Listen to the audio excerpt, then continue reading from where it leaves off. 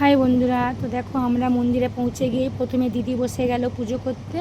তো দিদি শিবের মাথায় ফুল ফল সব দিয়ে আগে দিদির পুজোটা সেরে নিচ্ছে। ততক্ষণ মা আমি দাঁড়িয়ে আছি, কারণ পুজোটা মন্দিরটা খুবই ছোট, অনেকজন মিলে ঢোকা যাবে না। তো দিদিকে বললাম তুমি আগে পুজোটা সেরে নাও, তারপর মা সারবে, লাস্টে আমি করব। তা দিদি চট করে বসে গেল পুজোটা করতে, কারণ এক এক করে পুজোটা না করলে বাইরে আরও লোকজন আসবে এক্ষুনি পুজো দিতে।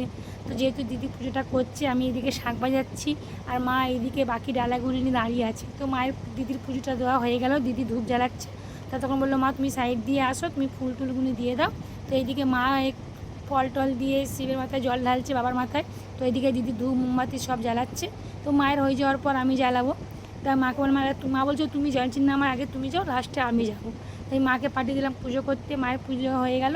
তো আমি এমন একজনকে আমার ক্যামেরাটা ধরতে দিচ্ছি, সে আমার কোনো ফটো শ্যুটই করতে পারলো না, জাস্ট একটু আমাকে মুখটা দেখিয়েছে। আমি কি বলবো, আর ভিডিওটা পুরো আমার বেকার হয়ে